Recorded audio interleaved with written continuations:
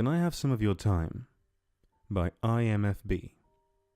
Call bank position. No limit to what you can make. Innovative employees call now. 888-555-XXX. Because I don't want anyone to call this place. Sure. No limit to what I can make at a call bank. Whatever. But I'd done similar work before. Hell, I had done pretty much all work before. I was broke, not picky, so I decided to call the number. Rent was due, my electricity was 2 weeks from getting cut off, and I needed cash quickly.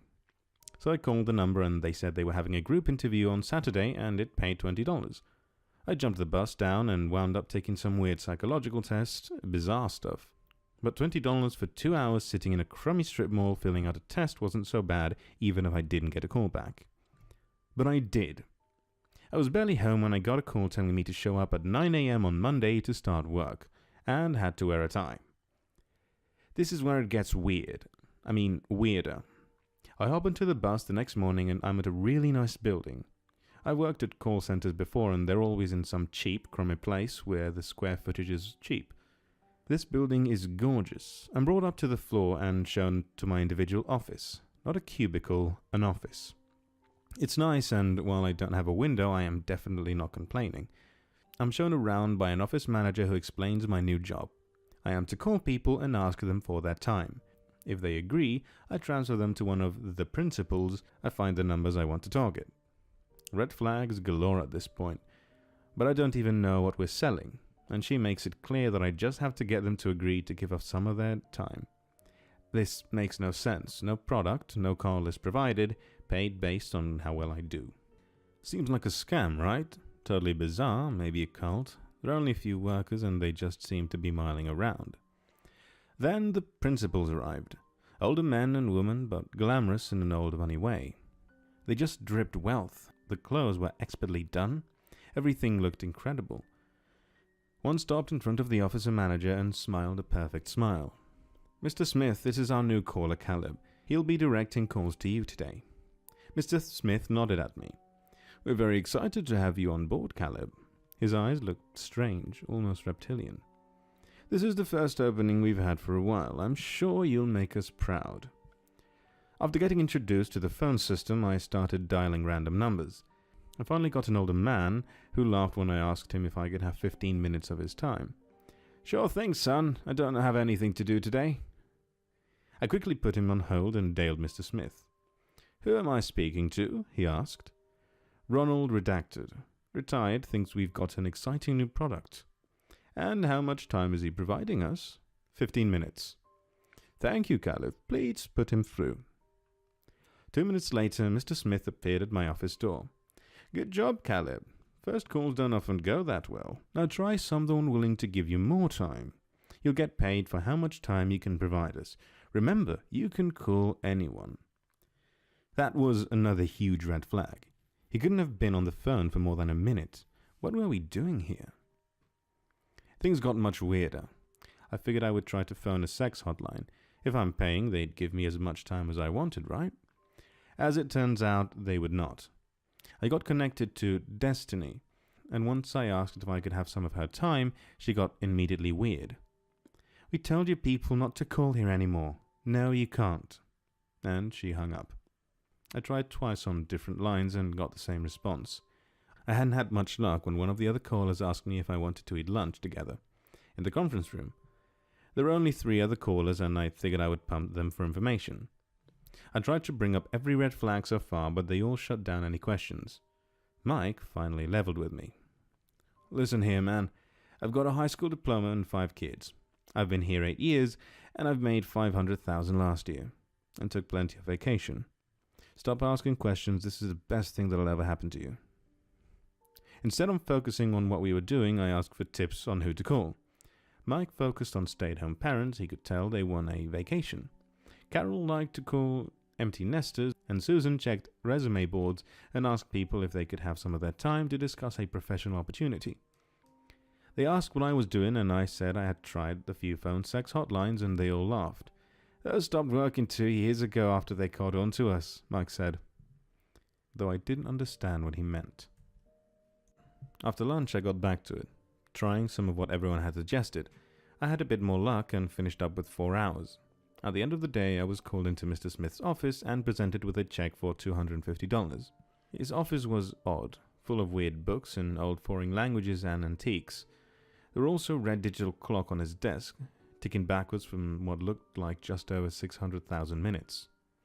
"A good first day, Caleb," he began. "Remember, this is not just the time you gather, it's also the time you use. Today you've spent 8 hours here and generated 4 hours. It's a negative day, but you'll get the hang of it." At exactly 5 o'clock, the principals, there were 10 of them, left their offices and descended into luxury cars, the doors held open by their own drivers.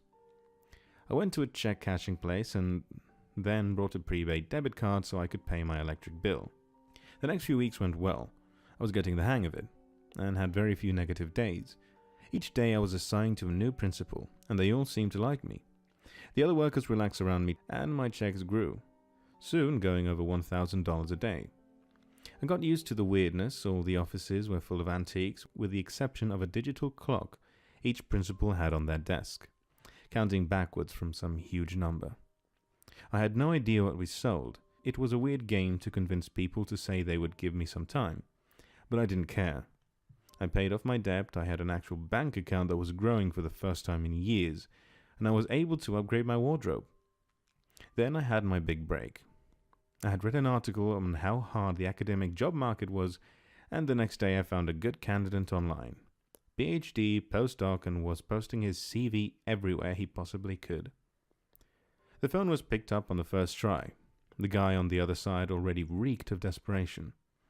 "Hi, this is Tim Redacted. I'm calling this morning about an open professor position we have. Can I have some of your time?" "Sure thing." He was clearly nervous. How much time do you need?" "Well, how about the rest of your life?" I could hear the thrill in his voice through the phone. "Does this mean a tenure-track position?" "Let me get you connected." I put him through and dialed Mr. Smith, who picked up immediately. "Grad student thinks he has a tenure-track position." "And how much time is he giving us?" Mr. Smith asked. "The rest of his life." "Good job, Caleb. Put him through." At the end of the day, I was presented a check for $100,000. The principal said I might have set a record for the highest earner. I put a down payment on a condo and moved out of my crappy apartment. When I had another big day 2 weeks later, I bought a new car so I could drive to work, and bought a spot in the expensive garage in our building. My parents visited, and I took them out to an expensive dinner. For the first time in years, they didn't think I was a failure. Everything was going great. I had money, my own place, a new car. I got up the confidence to ask out a friend of mine, Amy, and we started dating. Everything was going well until I went out one night to pick up this one bottle of wine from the corner store to have with dinner. On the newspaper rack was a picture of a young man with the headline, "Grad Student Found Dead." I picked up and saw the name of Tim Redacted. He had been found dead in his apartment, and his death was completely mysterious. I read through the article, and he had died the day I called him. I called Amy and said I was feeling suddenly sick, and I was going to go home. After sleepless nights and a trip to the local store, I had a plan. I arrived at work the next day and set up a camera in the office of the principal I would be working with for that day, Mrs. White. It was tiny and discreet, but I could monitor it from my office. Then the principals arrived. I said hello to her and retreated to my office, where I turned on the recorder. She was in her office with the door shut, reading some book in a language I couldn't understand. Her clock was on the desk, counting down from 754,000 minutes. I made a few calls before I got a hit. A student who jumped at the idea of a 2-week all-paid vacation. I transferred him through, then turned back to the recording. Mrs. White picked up the phone, and then the smooth words poured out of her mouth. "Good morning to our big winner. I understand you're willing to give us 2 weeks of your time." She smiled and hung up the phone suddenly. As she did, I realized that the clock on her desk had changed. It now had an additional 20,000 minutes on it.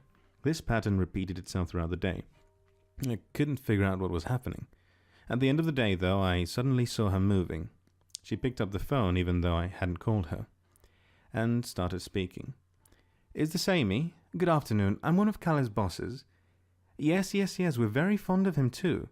Listen, we're planning a surprise for him, and we need some of your time. Is that okay?" "Well, I'm not sure." "How about I take as much time as I need?" She laughed. "Perfect, thank you." She hung up. Her clock jumped again, but this time by tens of millions of minutes. She turned towards the camera and looked straight into it. "You shouldn't have done that, Caleb." I ran to the door of my office, but found it locked from the outside. I pounded on it, and then tried to call 911, but suddenly my cell phone had no service, and my office phone was disconnected. I screamed and kicked the door. It was about hours before I slumped defeated against the wall. I heard the click of the door swung open to show Mr. Smith. He motioned me to follow him to his office. When I arrived, I realized his clock, which I hadn't gotten a good look at for a few weeks, was also tens of millions of minutes higher than it was before. "You're a natural, Caleb." I stared at the floor as he continued. "But you pushed too hard for answers, so I had to show you what we are capable of. We had to make you understand. That grad student is dead. Yes, and so is your girlfriend. We had to make an example. What are you?" He smiled. "We've been called many things over the years, so many names, so many rumors. The truth is, we're immortal. But we need others to freely give their time to us. In old time, this caused a rumor that we had to be invited into a house, that we could not enter freely. But those same rumors also made us seem unsavory. So we're killing people. That sounds pretty unsavory to me. Not very often. Someone will get a phone call and offer 2 weeks of their life, an hour, a month. When they are older, they will never realize that they lost that time, so we hang up and they feel a tiny bit older, though they cannot describe it." I stared at the desk while my world swirled. What do I do? "You'll have a good life. You will come to work and continue to help us get time. You will be handsomely rewarded. You may stop if you like, but you will never speak of this to anyone.